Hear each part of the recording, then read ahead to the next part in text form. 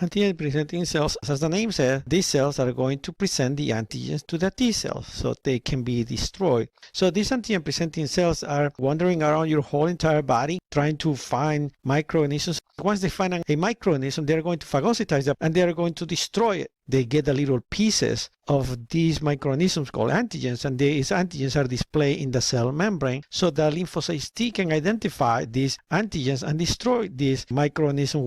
What is it that antigen-presenting cells have? They are going to have the major histocompatibility complex. Right here you have an example of an antigen-presenting cell. It phagocytizes the microorganism. Right here you have it. Right here the microorganism gets destroyed. And then the pieces that are not antigenic, the antigen-presenting cell will get rid of it. But the antigens are going to be processed and they are going to be displayed in the cell membrane using the MHC, which is major histocompatibility complex. Interleukins, these are chemical signals from one white blood cell to another white blood cell. So let's go to the next topic. Cellular immunity.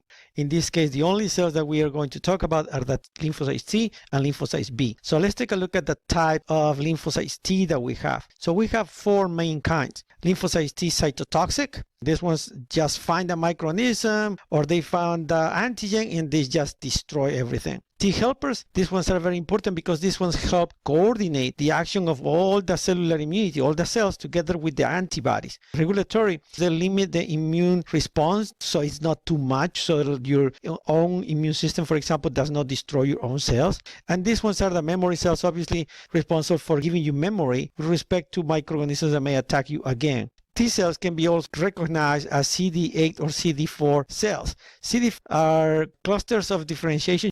They are very important because this is what is going to be used in order to match with the major histocompatibility complex in the antigen presenting cell.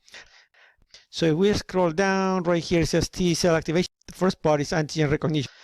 There's something else called co-stimulation because there's another protein in the cell membrane that is going to be used in order to multiply and produce more cells.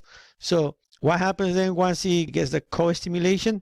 Then the lymphocyte T, a cytotoxic or helper, are going to go through a process of clonal selection, meaning more lymphocyte T cytotoxic, more helpers, and T cell memory are going to be produced. Right here, you have more lymphocytes T, and they find the antigen in the microorganism, they attach to it, and they destroy it. So that's why it says in here attack. The T helpers, they're going to release interleukin. This interleukin is going to initiate or enhance the activity of natural killers, B cells, T cells, cytotoxic, necessary in order to enhance the response against the microorganism.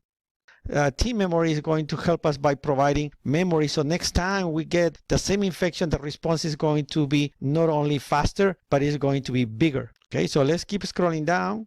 And then we're going to have attack.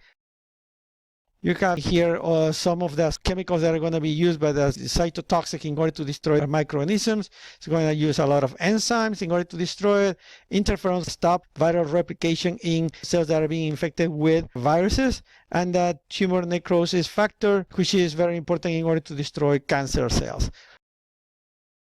Memory is obviously going to be given to us by the lymphocyte T memory, very important, so we can get a faster response the next time that we have that infection.